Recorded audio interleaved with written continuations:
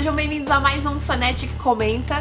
Hoje a gente vai falar sobre o segundo episódio da terceira temporada de How to Get Away with Murder. Primeiro a gente queria agradecer aos comentários do primeiro vídeo, especialmente a Samantha e o Yuri, que super colocaram teorias do que eles acharam que tinha acontecido, o que ia acontecer. Inclusive a Samantha lembrou do caso da temporada anterior, que pode acabar tendo relação principalmente com os cartazes, acredito eu. Sim, que ela comentou que a morte do Caleb ficou meio que em aberto e que todo mundo se safou de uma forma muito fácil, né, de tudo que aconteceu na temporada anterior. Então isso pode ser que tenha a ver com o cartaz lá de Killer, né, da Annalise. Sim, eu acredito que pode ser uma relação do tipo, o modo que ela levou o julgamento ter levado ele a se suicidar. Acho que pode ser uma assassina nesse termo. Sim. Não alguém acusando ela de ter forjado suicídio ou algo assim. Sim. Então, obrigada de novo pelo comentário, Samantha. A Natália Nonato e a Gabi também deixaram comentários pra gente. Muito obrigada. Eu espero que vocês continuem acompanhando aqui os nossos vídeos. Bom, primeira coisa, a gente viu o teaser, a promo, né? Sim. Que falava uma coisa que a gente chegou a comentar no vídeo passado, que era que ao invés da série falar quem que morreu, eles iriam falar as pessoas que estavam vivas. E foi exatamente isso que eles falaram no teaser. E no episódio já apareceu a primeira, que pode ter certeza que não tá ali embaixo do pano. Exatamente, que vamos falar mais tarde. Então tá, o episódio 2 começa já no flash forward, né, já nos 2 meses depois. E a gente percebe que ela é meio que a principal suspeita de tudo aquilo que aconteceu. Um dos policiais cita que o carro dela passou o dia inteiro em casa, então dá a entender que provavelmente ela estava em casa na hora do incêndio, e que acaba mudando o panorama do que a gente imaginava no primeiro episódio, que era algo mais como ela chegou lá e viu a casa dela pegando fogo. Sim. E tal. Talvez ela estivesse em casa, ou pelo menos deixa entender isso. O que eles falam é que os vizinhos confirmaram, os vizinhos falaram, né, pra polícia, que o carro dela esteve na garagem o dia todo.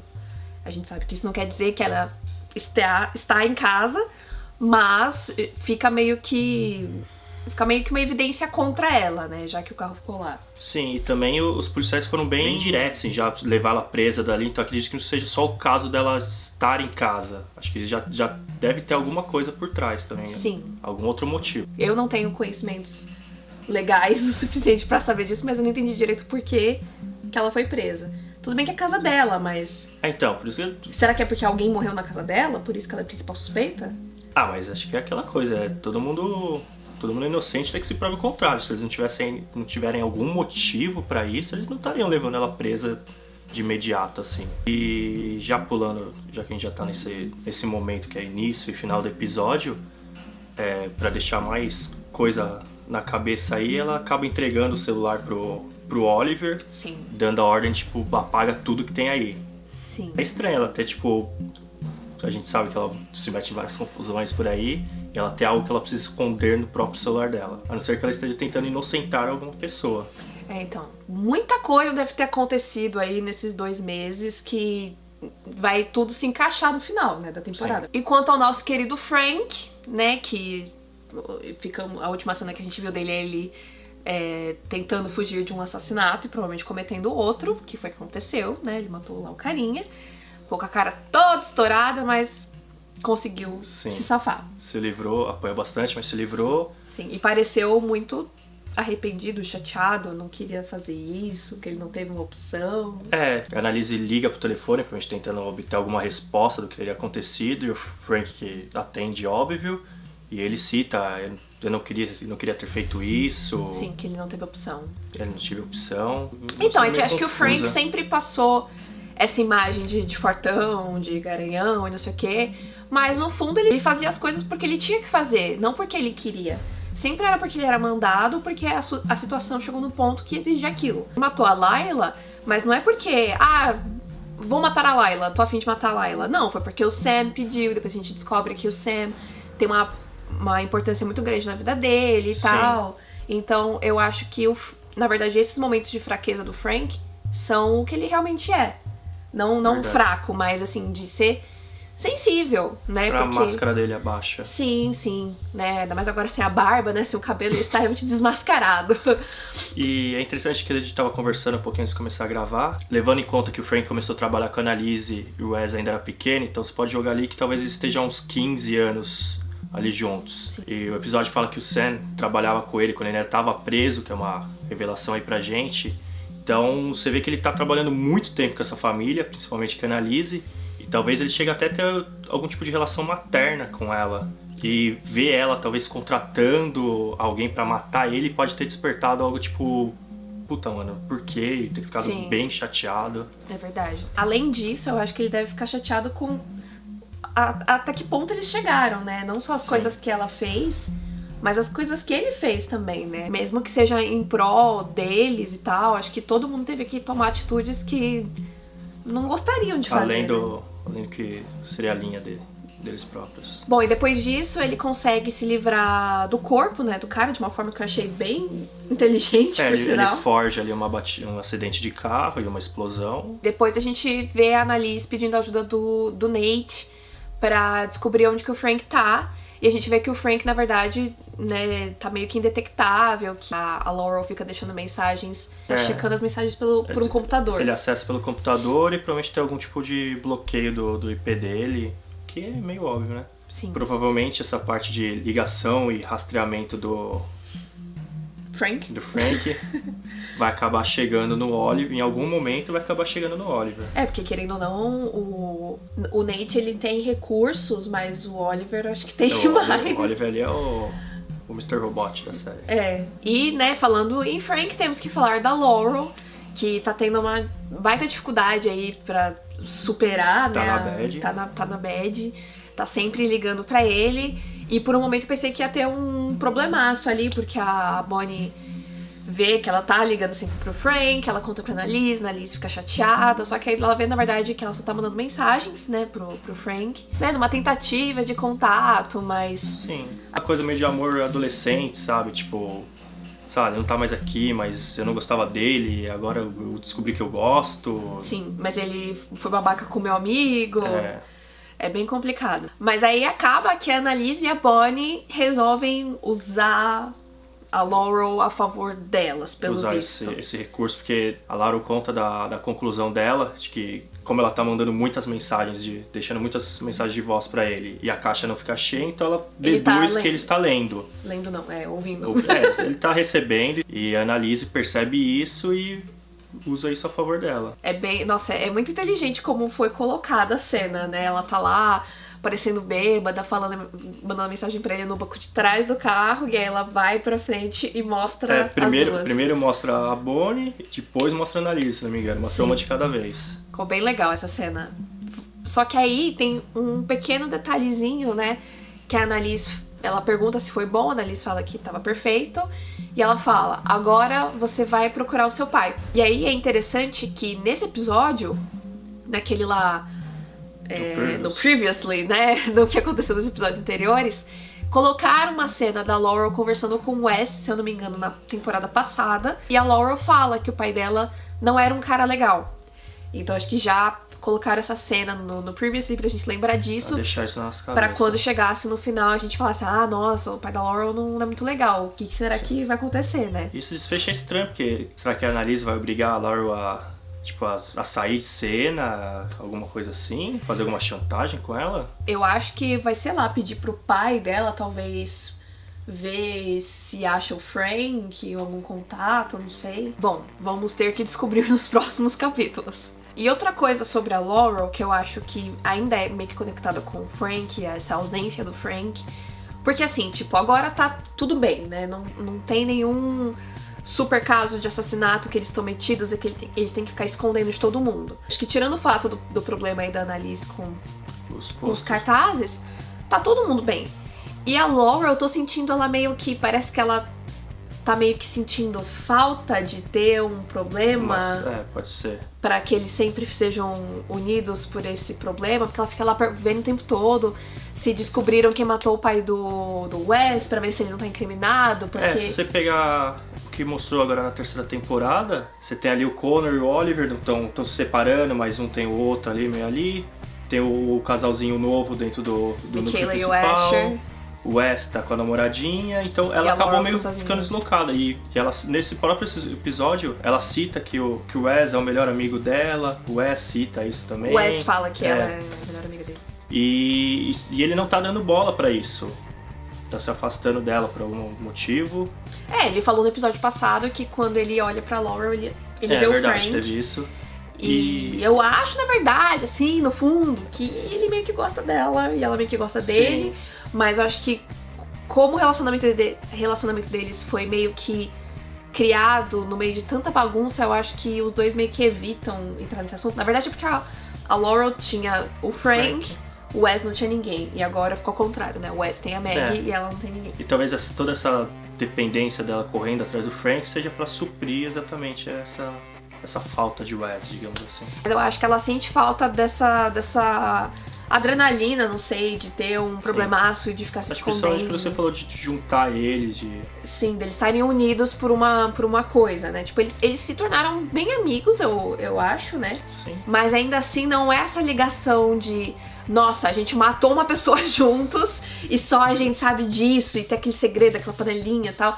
Eu acho que ela tá meio que sentindo falta disso, ela fica cavucando o problema. Sim. E ela também parece ter um pouquinho daquela síndrome de querer ajudar todo mundo. Ela tava em cima do Wes quando ele tava na pior. Talvez seja um pouco disso também, o relacionamento lá com o Frank. Então eu tô sentindo essa vibe da Laurel, assim, de tá meio perdida, né? Então, de querer resgatar alguma coisa de algum lugar. E ela acabou descontando isso um pouco nessa questão de quem matou o pai do Wes, querendo ver se não tava incriminando ele, blá blá blá. E o Wes deixou bem claro pra ela, amiga, eu tô bem, tá tudo bem, let it go, vamos seguir a vida, passou, vamos lá. Eu acho que isso também é um pouquinho de recurso de roteiro pra deixar a gente sempre lembrando desse caso. Sim, eu acho. Vai ter alguma reviravolta por aí. Apesar de tudo que eu falei aqui, eu acho que ainda a Laurel pode ter razão de se preocupar com isso, porque realmente quem foi que matou o pai do cara? Que isso vai afetar as outras pessoas, então eu acho que isso pode ainda vir à tona, só que ainda assim a Laurel tem que desconectar disso, tem que seguir a vida dela, tem que seguir a vida dela. Bom, agora sobre os casaizinhos dessa temporada, né? Oliver e Connor tinham terminado no episódio passado, só que continuavam morando na mesma casa. Isso não costuma dar muito certo, né? Na verdade o Connor foi bem espertinho, porque ele queria ficar lá, porque ele mesmo falou pros amigos dele que até o final da semana ele ia convencer ele a mudar, o Oliver a mudar de ideia e tal. Então ele tava crente de que tava tudo bem, que era só uma crise do Oliver e que ele ia reverter a situação. Por isso que ele tava, né, procurando apartamento, mas acho que não com muita vontade. E o Oliver também, tipo, de boa, vai ficando aí. O que eu acho que nada faz sentido, considerando o que ele falou. Todo esse término deles ainda, pra mim, tá muito confuso. A não ser que tenha alguma coisa por trás que ainda não foi mostrado, pra mim não tá batendo.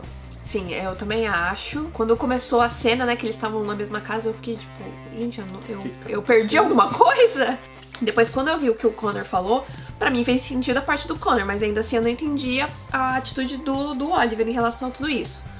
Mas, de qualquer forma, eles foram levando, continuavam se falando por telefone e tal. Pra mim, eles pareciam namorados ainda. Só que aí, o Connor tenta, né, dar um beijo no Oliver, né? Tenta salvar ali a relação, e aí o Oliver quebra, chora, fala que precisa ficar sozinho, que ele precisa fazer ele tem que fazer por ele, né? Ele tem que fazer escolhas por ele, porque ele sempre faz tudo pensando nos outros. O que eu acho muito válido, you go, Oliver, mas... Não bate, não sei. Por que isso agora? Tem algo muito estranho. E aí, espero finalmente... que tenha alguma solução muito boa pra isso, porque se ficar só nesse enrola, vai ficar meio estranho. Bom, mas aí eles terminam de fato, né? O Connor fala, não, vou pegar minhas coisas. Ele fica, ai, não, mas... Não, terminou, pega as coisas, embora, beijo, tchau. E aí ele vai pra casa da Michaela, que nos leva ao outro casal que não é casal, né? A Michaela e o Asher, que estão se pegando aí desde o final da temporada passada. Michaela tentou deixar bem claro, né, pra ele que ele era só um pedaço de carne. É interessante que a Michaela ela sempre traz à tona a questão racial pra falar por que eles não dão certo, né? Na verdade, questões raciais foram citadas bastante nesse episódio até. Porque primeiro, quando a Annalise está falando sobre o caso da semana, né, da Irene, e que os caras lá que iam julgar se ela ia conseguir condicional ou não, que seriam 3 homens brancos e velhos, porque sempre eram 3 homens brancos e velhos. Elitista funciona assim. Exatamente. E aí o Asher tenta convencer a Irene a escolher ele, porque, porque eu sou um homem branco e a gente vai usar o racismo ao nosso favor e tal. E aí a Michaela fala sobre a questão de que o Asher tem sempre comportamento de homem branco, né? Ela sempre usa esse termo, né? Essas branquices que ele faz. E que ele provavelmente que o fato dela ser a primeira mulher negra que ele via nua era todo um problema, assim, que ela nem queria começar a discutir. Mas eu sinto que a Michaela gosta dele. Sim. Né? Eu acho que não é só físico. Talvez não queira dar o braço a torcer. Sim, porque assim, é claro que com certeza ela deve ter as razões dela, né? Mas ele foi muito babaca, ele já fez muita coisa mas idiota. É o que ele mesmo fala no episódio, tipo, eu era um babaca, você tinha outros pensamentos e tudo que aconteceu com a gente mudaram, né? Mudou a gente. E de certa forma ela não tá querendo ver isso. Sim, eu achei interessante o ponto de vista dele. E eu ele, acho ele que tá menos babaca nessa temporada, né? Ainda tem as piadinhas dele. Eu acho que isso é característica dele. Mas ele parece mais sensato desde Sim. que fudeu tudo ele na última temporada. E agora, como eles tiveram que assumir pro Connor, né? Porque o Connor chegou lá pedindo casa pra Michaela e o Asher tava lá. Talvez eles meio que tenham que assumir, não necessariamente um relacionamento, mas tipo, estamos nos pegando. Sim. E vai ficar exposto pra todo mundo que tá acontecendo. Aí eu acho que eventualmente eles vão acabar virando um casal de verdade, né? Não sei. Provavelmente. É bem legal a reação do Connor quando ele entra na casa. Aí ele vê, primeiro ela atende a porta, depois o Asher aparece, ele tá tão na Beth que ele olha, tipo, ok. Tá tudo bem. Não me importo. Tadinho. Ai, ele ficou tão triste. Mas eu fiquei muito orgulhosa dele, como ele lidou com o caso lá, que ele foi o advogado principal e tal, e ter conseguido ganhar o caso, né? Sim. A análise faz com que cada um vá lá se apresentar pra Irene, que é a cliente, e cada um tem um tempinho, se apresenta. E o Connor diz que ela precisa se desculpar pros juízes, se mostrar arrependida de ter matado. Sim. E ela faz questão de dizer que ela não se arrepende do que aconteceu, né? E ela diz isso até o final, mesmo acabando conseguindo a condicional. Ela continua afirmando que ela não se arrepende disso. E ainda assim, de alguma forma, ela conseguiu, naquele tempinho que eles conversaram, ela conseguiu ver que de alguma forma ele entendia ela. Mesmo na hora a conversa não batendo. Sim, é bem engraçado porque ele definitivamente não queria pegar o caso, porque ele não acreditava que poderia dar certo, principalmente depois de falar com a Irene, né? Acho que vendo a resistência dela, ele ficou tipo, isso não vai dar certo. Acho que ele tava vendo o caso por um lado meio tipo, temos que usar o sistema a nosso favor, ela tem que falar o que eles querem ouvir, só assim a gente vai conseguir. Sim, ele vai entendendo mais o lado dela e ela vai confiando mais nele. Até que chega num ponto que ele vê que, na verdade, ela só tem que falar a verdade e dizer o que ela passou, o que ela sentiu. E acaba meio que sendo terapêutico, né, pra ela. Acho que ele chega... Tem a primeira cena no tribunal que os juízes perguntam se ela era abusada, ela fica quieta, não quer falar muito. Ele fica muito bravo com ela, acho que... Não com o julgamento, fica bravo com ela, dela não querer se defender, dela não expor tudo aquilo. Mas ele fica muito bravo também, porque a partir do momento que ela fala, se tá aí no... que eles falam pra ela afirmar... Tem alguma coisa que eles falam, tipo, aqui no nosso registro tá falando isso, isso, isso. Isso é verdade? Ela fala, se tá aí no registro é porque deve ser. E eles meio que vão descreditando ela...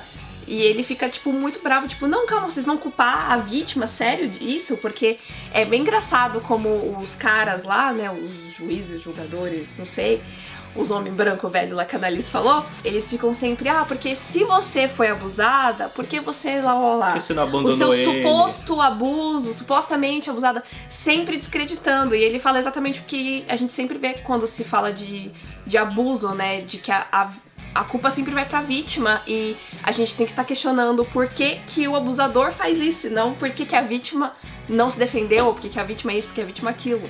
Então foi um episódio extremamente feminista, assim, foi muito bonito de ver.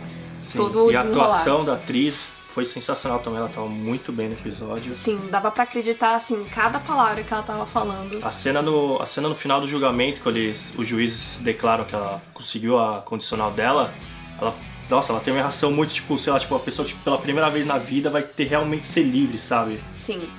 E a gente vê a reação, o Connor fica meio tipo, ai meu Deus. E ela tá ali, tipo, ela não sabe se ela comemora, não sabe se ela sorri, ela não sabe o que fazer. Não, e fica todo mundo tipo, a gente não pode abraçar ela, né, porque ela não é muito receptiva. Foi muito legal, assim, de ver essa vitória, não só pelo Connor como advogado, mas por essa mulher que, meu Deus do céu, né, é isso que você falou, ela vai ser livre pela primeira vez na vida dela.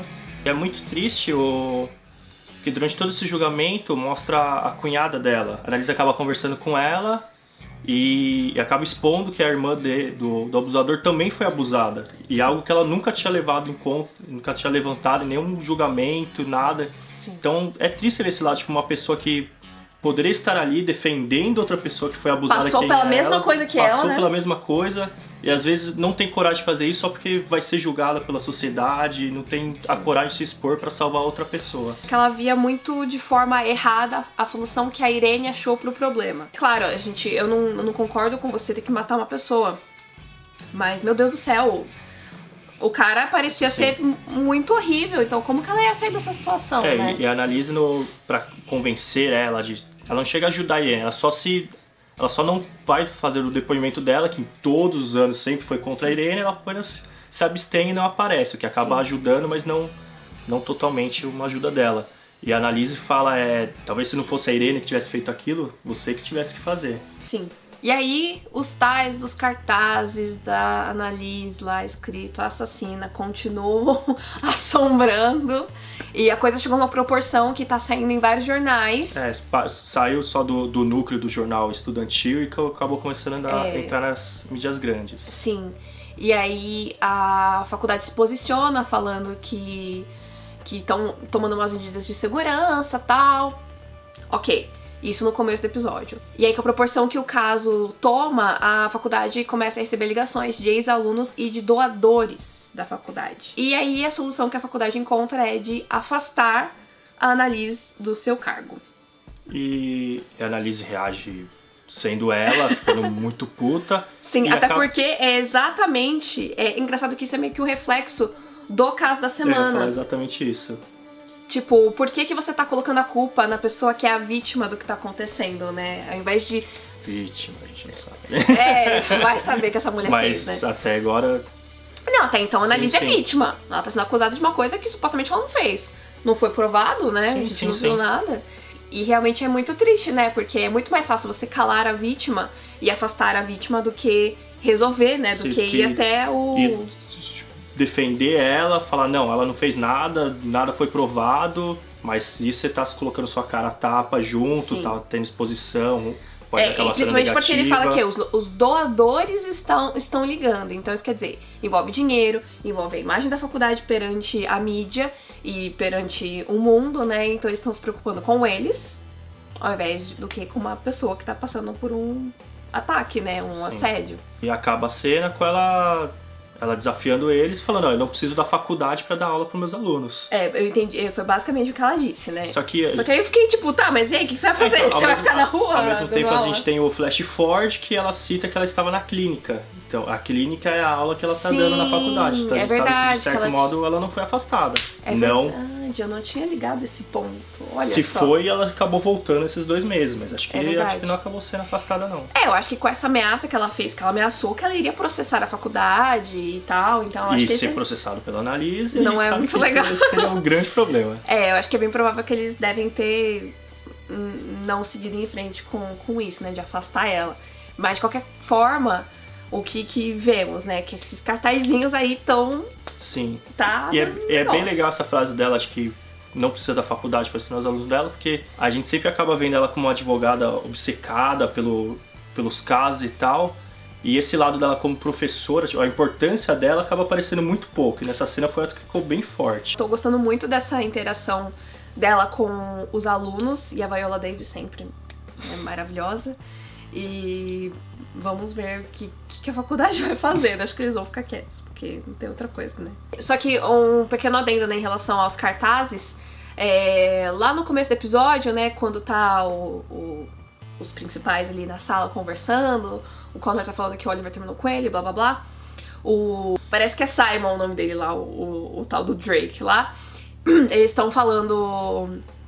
A Laurel chega falando sobre os tais dos cartazes, eles estão lá discutindo, e aí o Drake fala que poderia ser a Annalise distribuindo os cartazes pra se fazer de vítima.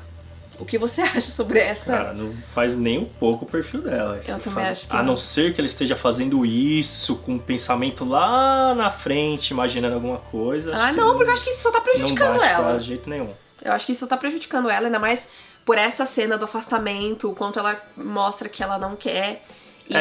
Começa com o pessoal tentando afastar ela, e ela tem essa ideia desse novo formato de aula que mantém ela na faculdade, e agora de novo ameaça. Sim, então eu acho que não faz sentido realmente também ela ficar distribuindo esses cartazes.